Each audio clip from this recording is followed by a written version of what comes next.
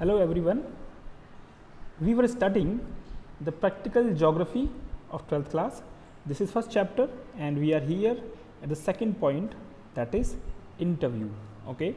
So the topic is source of data. Okay. Source of data is of two types. We were discussing this in previous video, primary and secondary.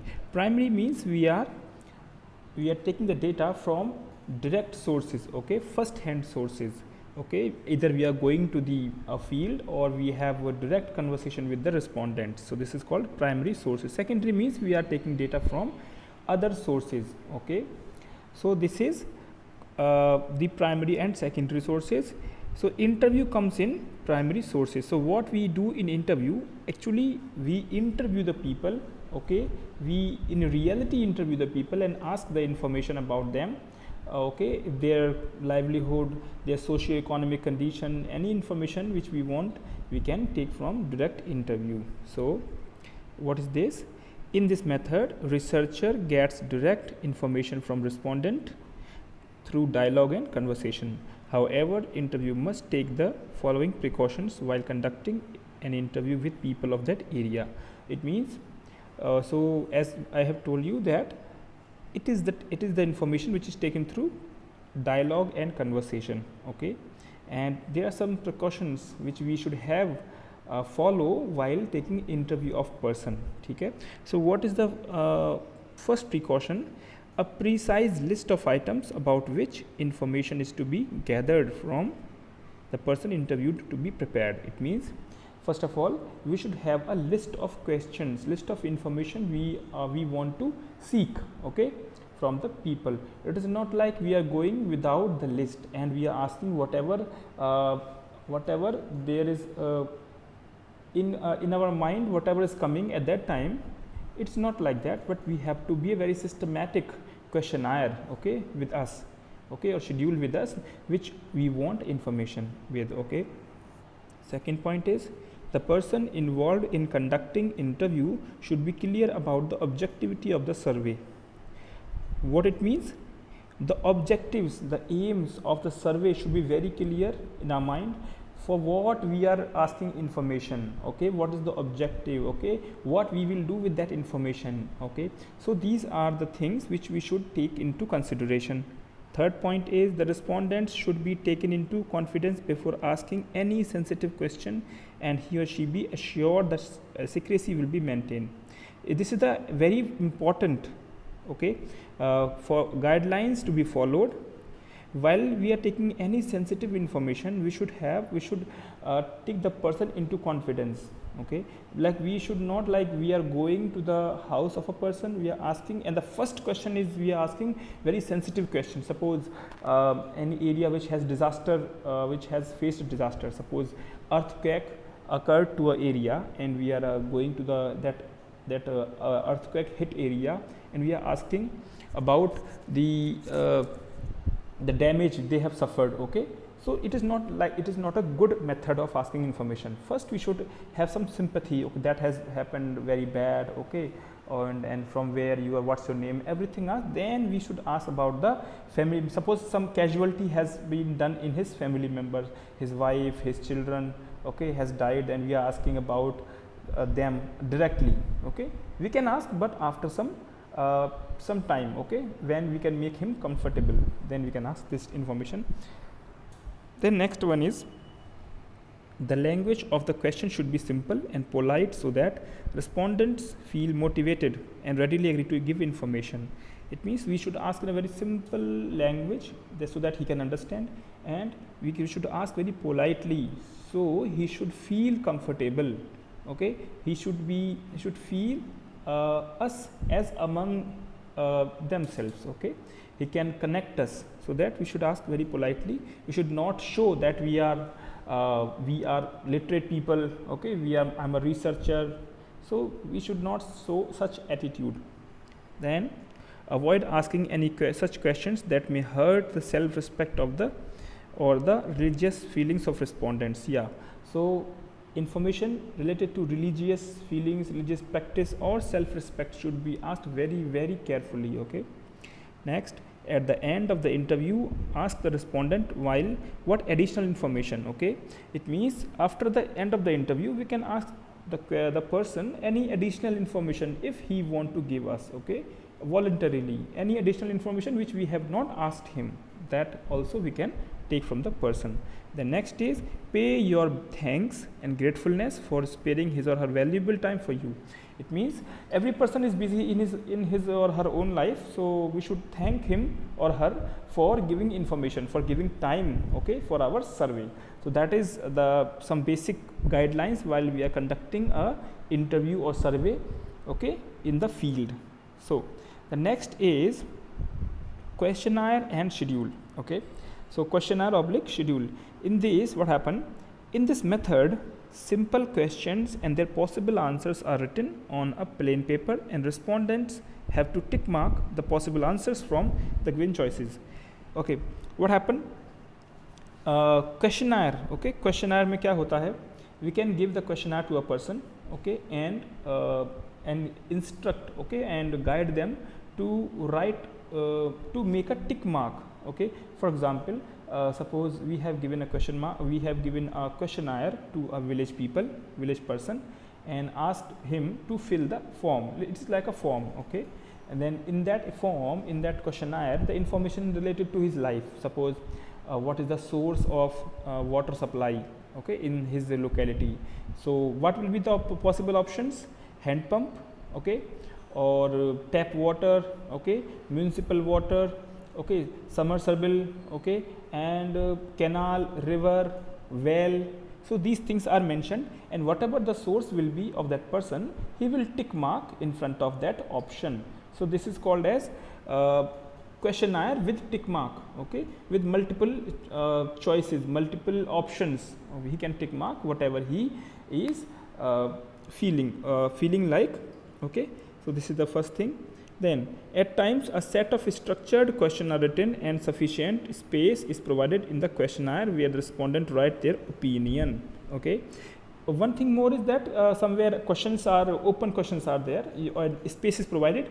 The respondent can write the possible answer, okay, about the question. What is his advice? Okay, maybe the advice about the local leaders, maybe the advice about his agricultural production of this area. So many things can be asked in this open question, open answer questionnaire. Then the objective of the survey should be clearly mentioned in the questionnaire. So objective should be written in the questionnaire. This method is useful in carrying out survey of a larger area. Even questionnaire cannot be mailed to far-flung places. Can be mailed for too far-flung places. Okay. The limitation of this method is only literate and educated person can be approached to provide the required information. Okay.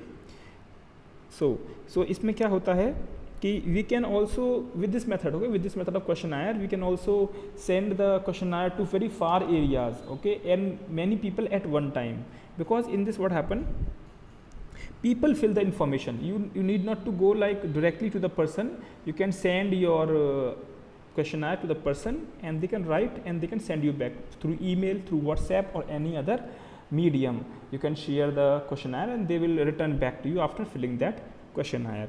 So but the problem in this method is the person, the respondent, okay, from whom you are asking information, he should be literate, he should be educated so that he can answer your questions. Okay, this is the first thing. Then similar to the questionnaire that contain the questions pertaining to the matter of investigation is the schedule. One thing is schedule also, one thing is also schedule. इसमें क्या होता है? The only difference between questionnaire and schedule is that the respondent, okay, the respondent means the people who respond our questions, okay, whom we are asking question, he is called respondent. Respondent himself, herself fills up the questionnaire, where a properly trained enumerator himself fills the schedule by asking question and address the respondent. इसमें क्या है? Schedule में क्या होता है? The questionnaire will be filled by the enumerator. Enumerator means we, the people who are collecting information. The researcher, the surveyor is called enumerator. Okay, it means in this method schedule में क्या होता है, we go to the local area, we go to the targeted area, we ask information directly, and what else, we ask and we write. So in this manner we can also ask information from the illiterate people. Okay, we can ask information and write in our words, so that in this manner schedule mein kya hai, we can also ask information from the people who are illiterate or uneducated. Then the main advantage of schedule over the questionnaire is that information from both literate and illiterate respondents can be collected. So schedule mein kya hai, schedule mein we can collect information from literate also and illiterate too. That is, then we can do in this questionnaire or schedule method. I think it is clear to you. Next method is others. Others mein kya hai bachcho, others methods, the data about the data about the property of soil, water collected directly to the field by measuring characteristics. It means in this data, in these other methods, some instruments are used to collecting data or to testing something. Okay, so suppose in this picture, this person is a soil scientist, and he is checking the soil fertility, okay, soil nutrition. So he has a device with him. Through this device he is checking the soil. So this is called soil kit, water soil kit. Okay, so in this method we are using some instrument, apparatus or equipment for doing this scientific inquiry. Okay, now the first primary data has been finished, primary sources. In the primary sources we can see that the personal observation, it means personal observation mein we are directly going to the field and personally observing everything. Okay, interview, we can interview directly to the people by dialogue and conversation. Questionnaire, we can send the questionnaire also, okay, to the people, and they will respond us. Other methods mein equipment, scientific equipments to collect data. Next is secondary source of data. Secondary sources of data consist of published and unpublished records, which include government publications, documents and reports. Isme two things comes, published and unpublished. Published, see, you can see published means which is available in the market, okay, as a form of book, as a form of report, okay. So in or any other document which are available in the market, that is called published source. Okay, published sources has first government publications. So you can see Census of India, okay, the publications of various ministries, okay, or Department of Government of India, state government, district bulletins. So these are some reports of the government of India which is published, available in the market. Registrar General of India's report, National Sample Survey report, weather reports, meteorological department, statistical abstracts, all these comes in the published sources. You can see some pictures here. See, district gazetteer Kadapa, okay, Andhra Pradesh, Kadapa district, okay. See, National Atlas of India, okay, provisional population totals. So these three are government reports, published one, okay. Next come to semi or quasi-government publications. Semi and quasi-government publications means the publications which are not purely government, okay, purely government. However, it is supported or backed by the government, but it is not come under pure government. It means some autonomous agencies of government, See, urban development authorities. This is a department of every state government or central government, but they are autonomous in their working. However, they have funds from the government, but most of their work they do by their own set of policies. Okay, Urban Development Council. One is municipal corporation. Municipal corporation also work with their own funds. Okay, they have power to levy taxes, and they collect taxes, and with that taxes they run their state of affairs. So in this we can say these are semi-government sources. Municipal corporations and Jila Parishad, okay, these come, or port trust, all these things come in. Then international publications. International publications means see Human Development Index. We studied in this human geography, HDI. Okay, HDI report, international publication, WHO report. Okay, UNESCO report, United Nations Educational, Scientific and Cultural Organization, UNESCO report, UNDP report, WHO, FAO, Food and Agricultural Organization. So these are international agencies which publish reports annually or biannually. Then private publication. Private publication means which do not come under government or international, but private agencies, private research agencies. Okay, these are the yearbooks, surveys, research reports, monographs, all these come private organizations, okay, or NGO maybe. Newspapers and magazines, they also give us some data, okay, weather reports, daily weather reports, newspapers gives us. Electronic media, news channels, they also give us some data.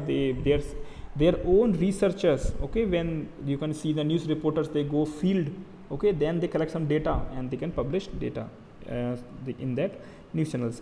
Now one thing is unpublished sources. Unpublished means which are not freely available in the market, okay, they are not available in the market, but they are not published, but they are kept with the government departments, okay. Government documents which are safe in the government departments but not published. So these are, as you can see, unpublished reports, monographs, documents at another source of secondary data. These documents are prepared and maintained as unpublished records at different levels of government. For example, village land revenue records maintained by patwaris if respective villages served as important source village information. क्या होता है? District has several subdivisions. Okay, in subdivisions, the officers, they maintain records of land revenue, okay, which land is under the control of which person, or we can say which land is owned by which person. So that is some records, okay. In Hindi it is called as khasra khatoni, okay, the land revenue records, these are called. So these are maintained by the patwaris, okay, of the respective villages. So then come to the quasi-government records. Quasi-government records also same thing which I have discussed in that. Quasi means semi-government, okay. So district council reports, municipal corporations records, these are generally records, okay, which are not published.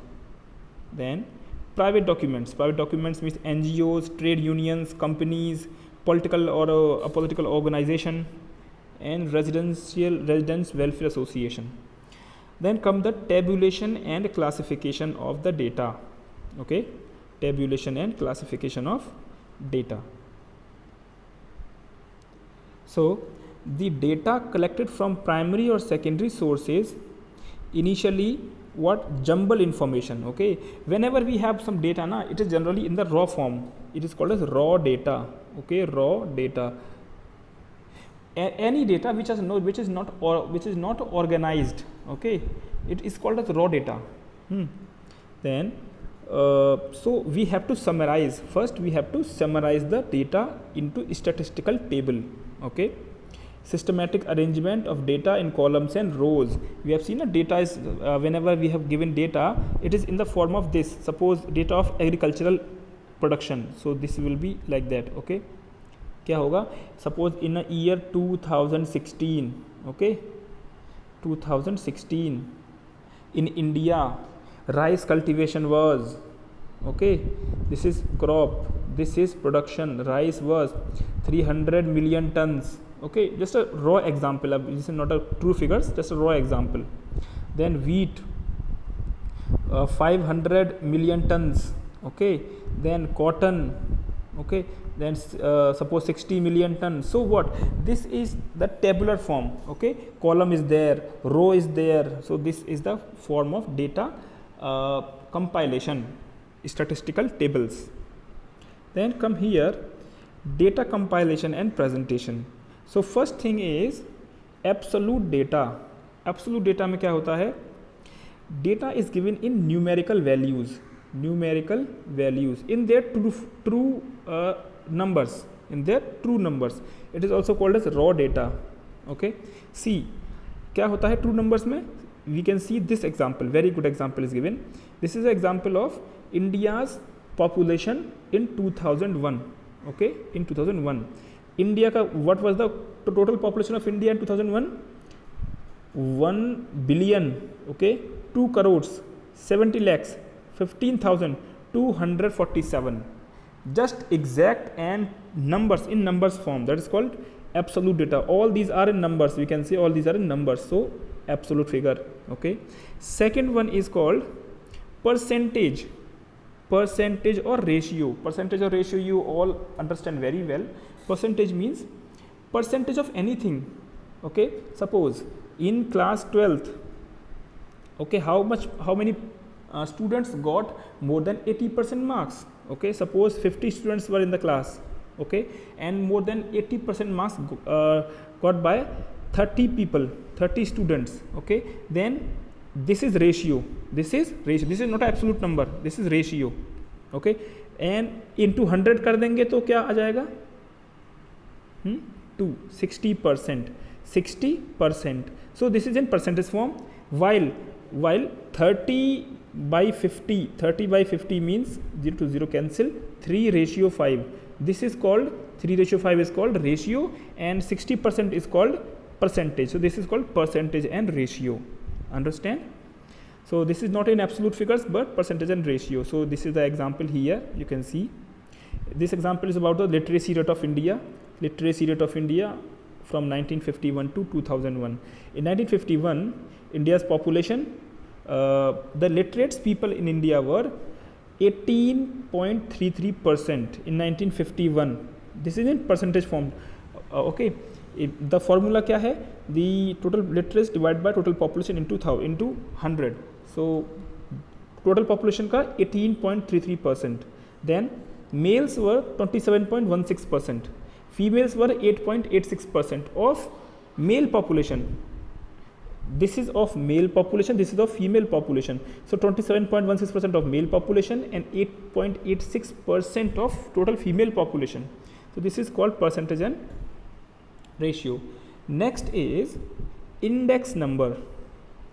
Index number is used for showing changes in the variable. Variable means production, okay, literacy rate, these are called variables, okay. Then change in the variables or group of related variables with respect to time. So it shows what changes in variable with respect to what? Time. During time, what were the changes? Okay, geographic location, during location what were the changes, okay, and other characteristics. So in this we do these things. So how do we calculate the changes? Okay, for this we have a formula. What is the formula of finding changes? The formula is, you can see, Q1 sigma Q1, okay, sigma Q1 divided by sigma Q2 Q naught, okay, sigma Q